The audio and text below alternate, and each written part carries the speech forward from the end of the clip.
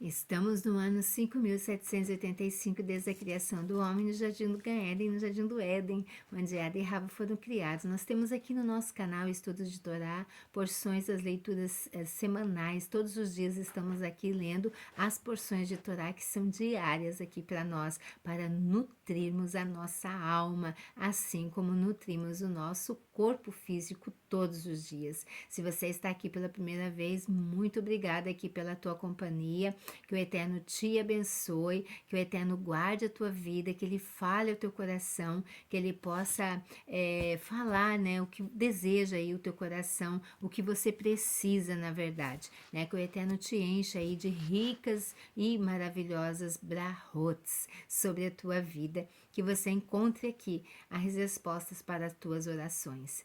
E então vamos junto, faço um convite para você, fica comigo até o finalzinho desse vídeo, vai lá, curta, comenta, compartilhe, se inscreva no canal se assim mover o teu coração. A vocês que estão aqui, muito obrigada pela tua companhia, você que já tem curtido, comentado, inscrito aqui no canal, ó. Beijo, abraço aqui para você, que o Eterno te abençoe. Nós estamos nessa semana, na 36ª Parashá, Berhaloterra, que significa quando subires. Então vamos aqui já da terceira leitura da porção aqui dessa Parashá, dessa semana, eu aqui na Arachaves, no Torá e Prosa. Então vamos juntos de leitura, e o tema dessa Parashá fala a Harão e diz-lhe: quando acenderes as lâmpadas, as 7 lâmpadas iluminarão o espaço em frente do candelabro. Então esse é um tema central da Parashá aqui. Mas nós vimos no dia de ontem, que eu deixei aqui com vocês no canal, falando para nós fazermos uma análise aí da nossa vida sobre o nosso linguajar e os desejos do nosso coração. Por quê? Como a gente viu aqui, o grande erro aqui de Miriam, irmã de Moshe, foi falar mal do seu irmão. E depois o desejo do povo, aquele povo que tinha saído, aquela mescla de povo, que os egípcios principalmente, que tinham saído do Egito, começaram ali a confusão, né? Eles começaram ali a reclamarem, né? Porque os desejos do coração deles, na verdade, agora eles estavam achando muito difícil, muito pesado estar ali, sendo bem restrito aquilo que eles tinham lá no Egito. O Erev Rav criou uma comoção, relembrando os judeus da sua irrestrita vida anterior, da sua vida passada lá no Egito, pois agora eles estavam no deserto.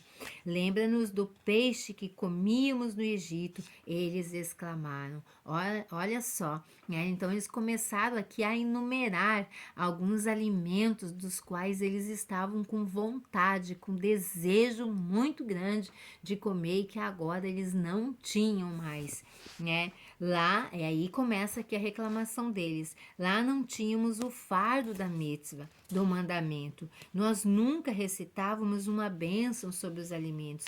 Pensa bem aqui comigo. Eles estavam achando pesado agradecer ao Eterno pelo alimento que eles tinham.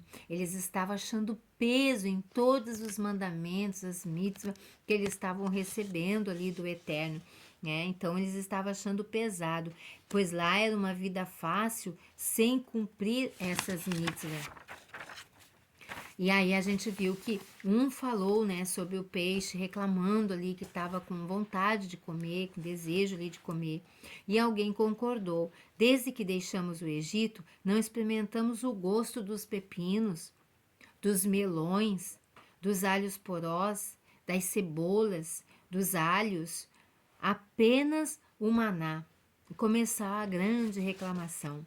Apesar do maná produzir o sabor de qualquer alimento que a pessoa desejasse, não produzia o sabor desses 5 vegetais, porque o seu consumo era prejudicial às mulheres lactantes. Então não tinha esses alimentos realmente, porque o Eterno ele cuida muito bem de nós.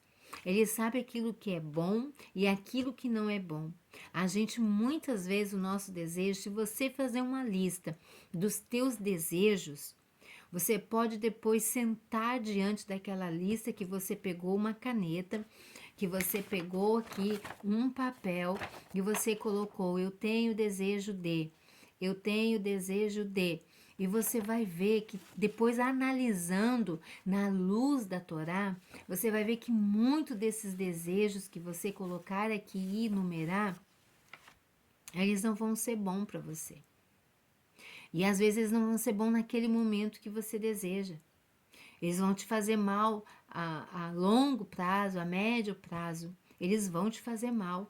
E quando a gente entrega a nossa vida para que o Eterno cuide de nós, nos livre, nos proteja, o que vai acontecer? O Eterno vai cuidar.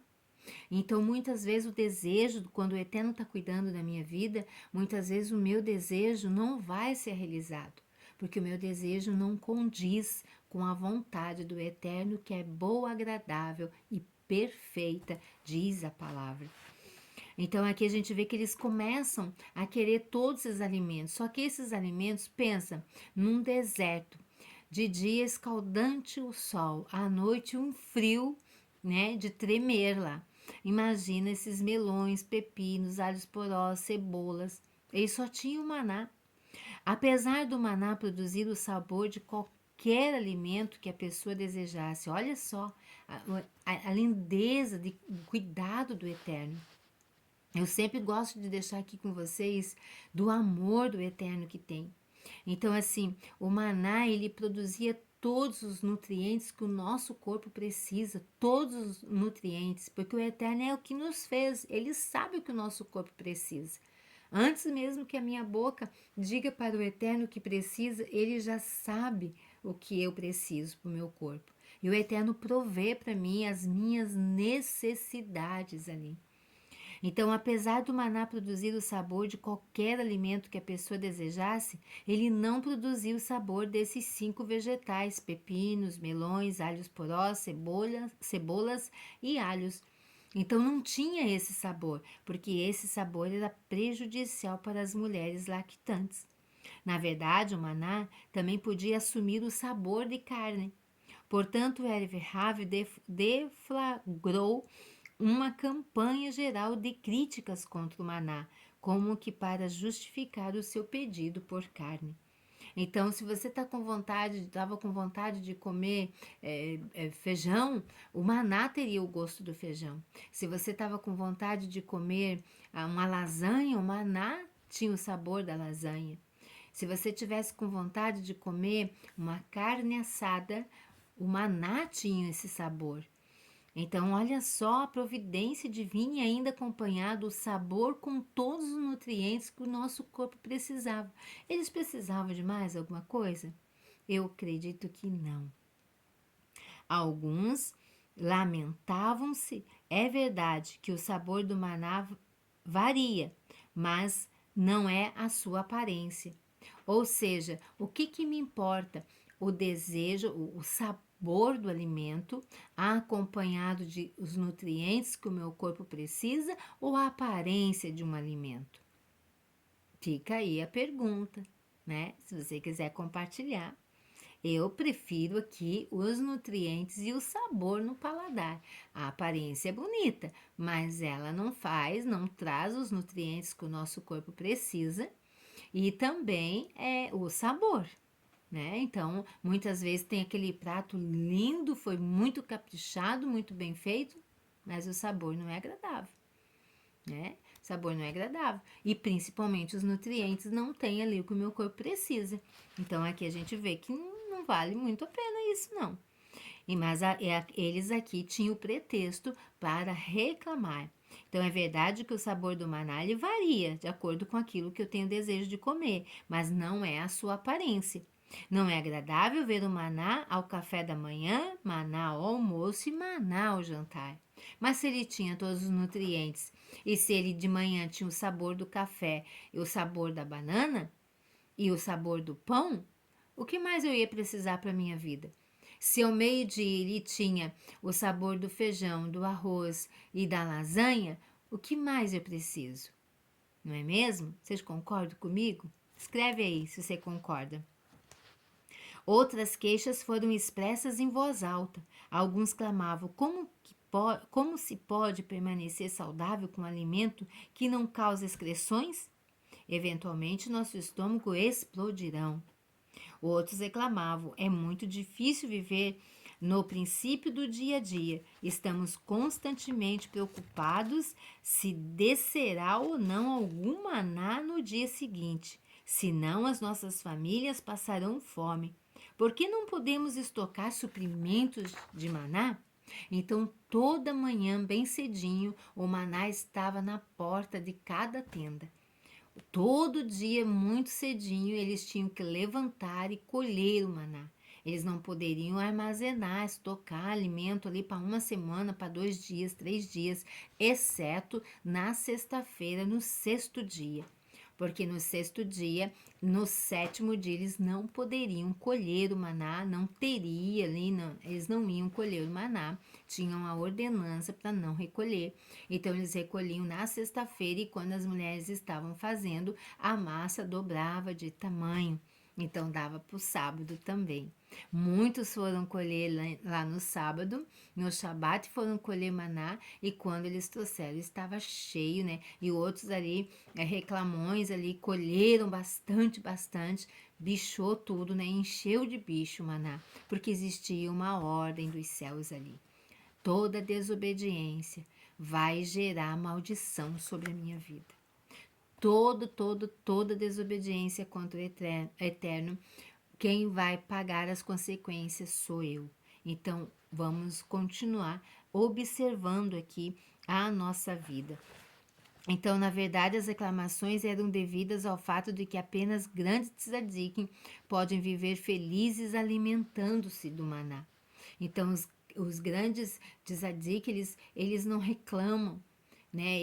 Esses homens justos, mulheres justas, eles não reclamam, eles agradecem, eles adoram o Eterno por aquilo que eles têm e eles são grandemente abençoados. Apesar do maná conter todas as vitaminas e ingredientes saudáveis necessários ao corpo, não satisfaz uma pessoa que busque comer até se sentir cheio. Era um alimento delicado e etéreo, que agradava a mente mais que qualquer outro apetite físico. Um tzadik ficava contente e satisfeito, pois o maná nutria sua alma, não só seu corpo físico. A sua alma estava com shalom, estava leve, estava alegre, estava feliz, estava com energia. Olha só quanta lindeza aqui, né? Então o tzadik ficava contente e satisfeito, pois o maná nutria sua alma e ingerindo ganhava nova percepção de Torá. Ficava um homem mais sábio, né? Mais erudito de Torá. A presença de Hashem estava mais visível na vida desse tzadik. Quanto mais elevado o tzadik, mais intuição e sabedoria ele ganhava comendo a sua porção diária do maná. Os que não estavam em tão elevado nível, contudo, desejavam uma refeição que os satisfizessem fisicamente e não encontravam gosto no maná. Então, quando o teu coração não está no eterno, as coisas do eterno também não estão em você, e você sente o peso, você fica ruim, é muito difícil, é muito pesado, não dá para mim, isso não é para mim, mas não é, né?